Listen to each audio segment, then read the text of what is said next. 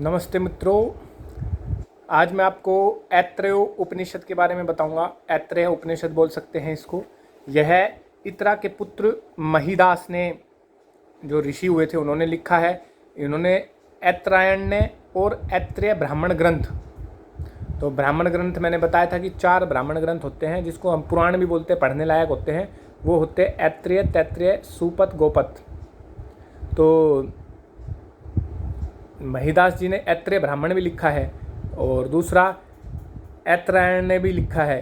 तो ये जो उपनिषद है यह भी ऋग्वेद की शाखाओं से लिए गए हैं। ये जो ऐत्रेय ब्राह्मण ग्रंथ है और ऐत्रायण है उपनिषद, ये ब्राह्मण ग्रंथों से ऋग्वेद से लिए गए हैं। तो ऋग्वेद की शाखाओं की है ये चीज़ें। अब इस ऐत्रेय उत्पत्ति के बारे में बताया है थोड़ा ऐत्रेय ब्राह्मण में, सृष्टि उत्पत्ति के बारे में। और ऐत्रेय उपनिषद में सबसे पहले यह बताया गया है कि जब सृष्टि की रचना नहीं हुई थी तब पहल इकला आत्मा ही था। इस आत्मा को हम परमात्मा बोलते हैं। तो परमात्मा ने इक्षण किया, मतलब चेष्टा की, मतलब कि इच्छा जताई सृष्टि रचना की। और यह जो इच्छा होती है परमात्मा की सृष्टि रचना की, यह एक स्वाभाविक रीति से होती है। इसके पीछे कोई यह इक्षण निमित्त से नहीं होता, इसके पीछे कोई कारण नहीं होता। ये स्वाभाविक चीज़ होती है। जैसे सृष्टि और प्रलय का चक्र नित्य है और यह भी स्वाभाविक होती है। ईश्वर जब इक्षण करता है तब। तो सबसे पहले क्या हुआ, सबसे पहले 4 लोक बने।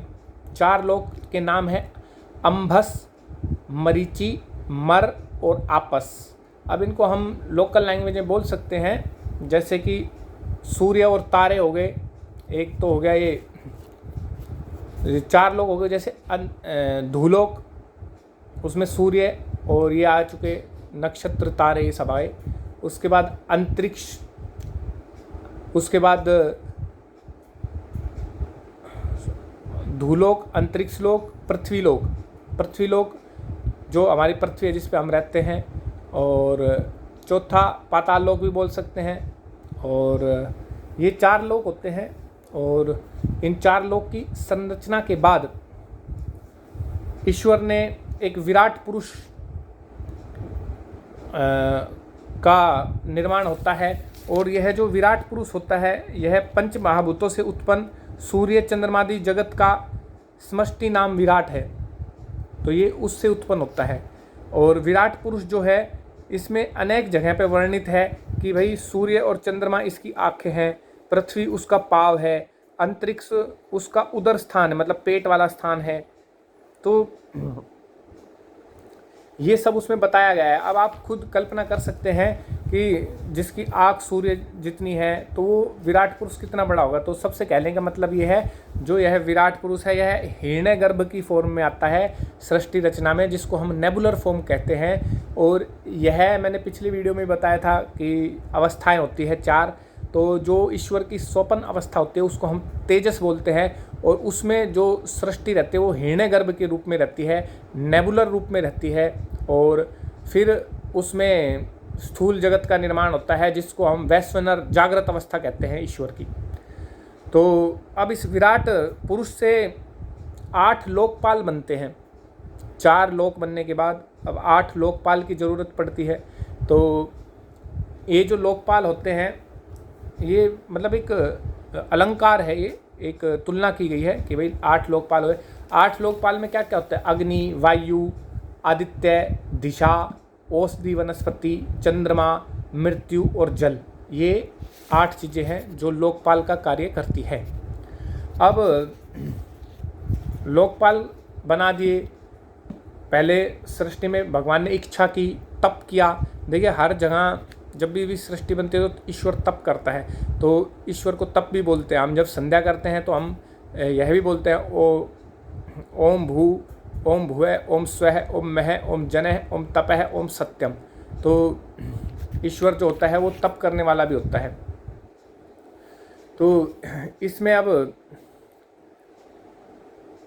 ये लोकपाल बनाने के बाद अब सृष्टि चलाने के लिए भगवान को, ईश्वर को 2 चीज़ें डालना बहुत ज़रूरी होता है, जिसमें भूख और प्यास डालना बहुत ज़रूरी है।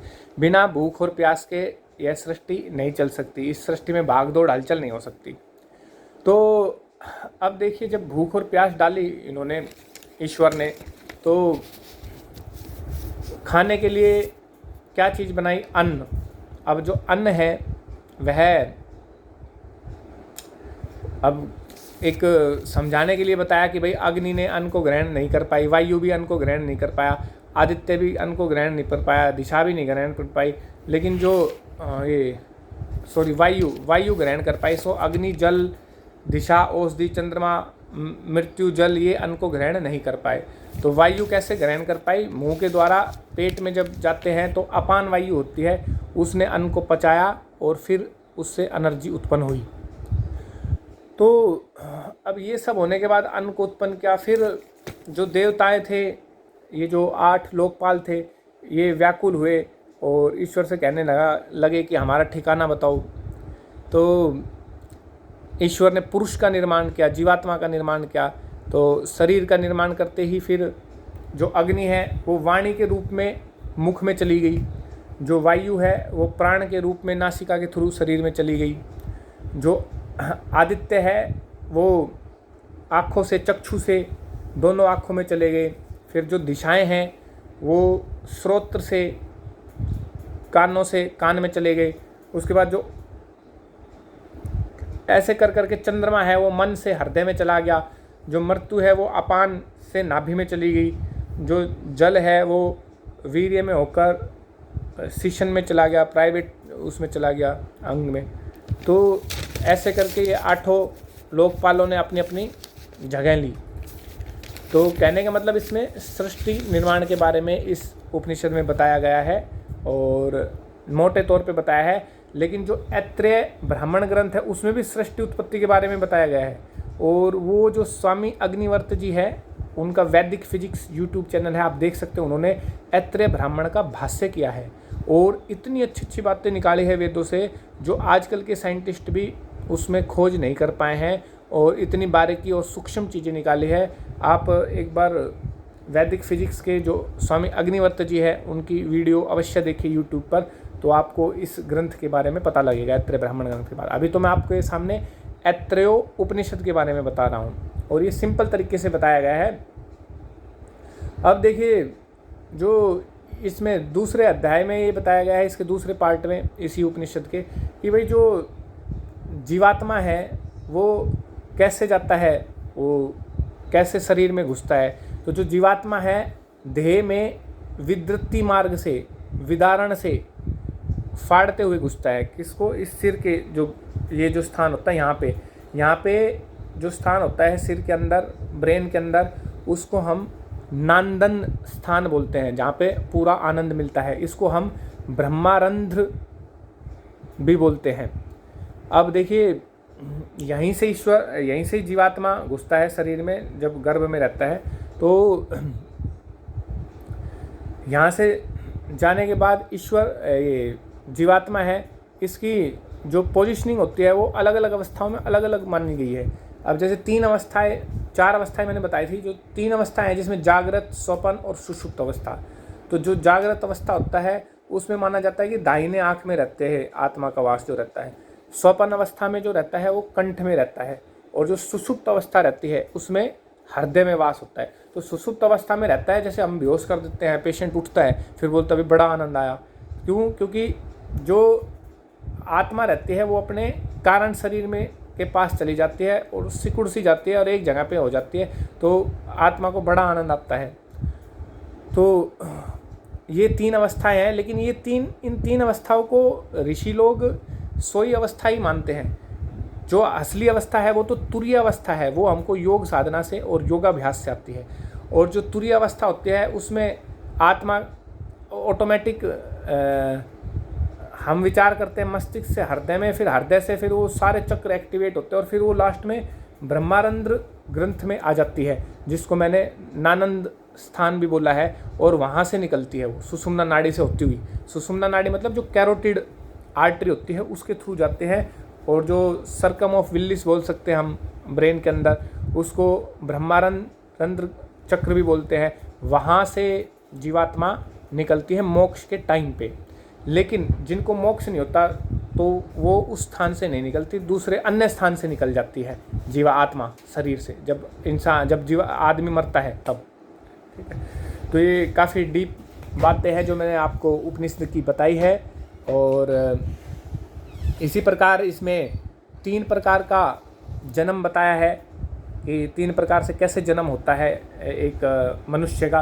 तो जो पहला जन्म होता है वह जो मनुष्य के फादर होते हैं, पिताजी होते हैं, उनके वीर्य से में होता है पहला जन्म, क्योंकि वही एक क्वालिटी होती है जो देखी जाती है। फिर दूसरा, माता में गर्भ में जब वो जाता है वीर्य, तो माता उसको अंडे के साथ उसकी रक्षा करती है।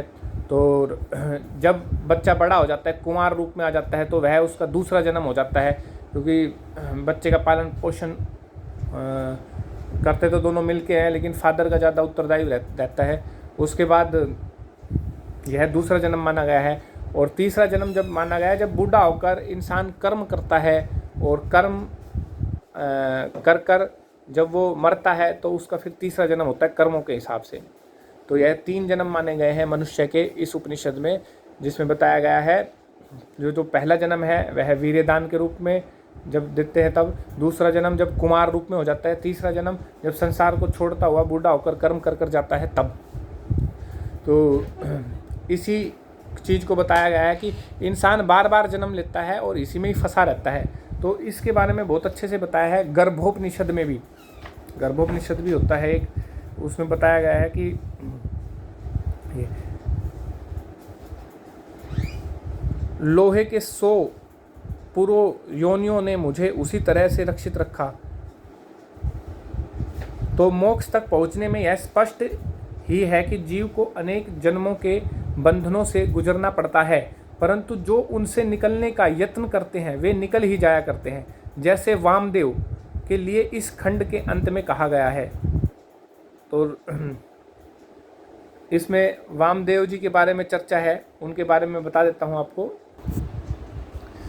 तो वामदेव जी के बारे में बताता हूँ। इसमें बताया गया है, वामदेव ऋषि ने ठीक कहा है, मैं जब गर्भ में था तभी मैंने देवों के सब जन्मों को जान लिया था।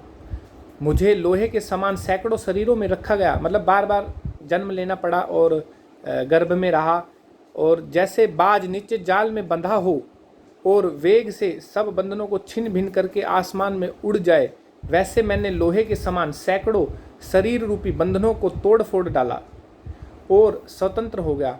गर्भ में पड़े पड़े ही वामदेव ने ऐसा कहा। तो कहने का मतलब ये जो वामदेव ऋषि थे उन्होंने जन्म मृत्यु के बंधन को तोड़कर मोक्ष की प्राप्ति की। इस प्रकार वामदेव ऋषि शरीर का भेदन करके ऊपर पहुंचकर उस स्वर्गलोक में सब कामनाओं को पाकर अमर हो गए। ये बात कही है वामदेव जी के बारे में। अब इसमें यही बात इसमें गर्भोपनिषद में भी कही गई है।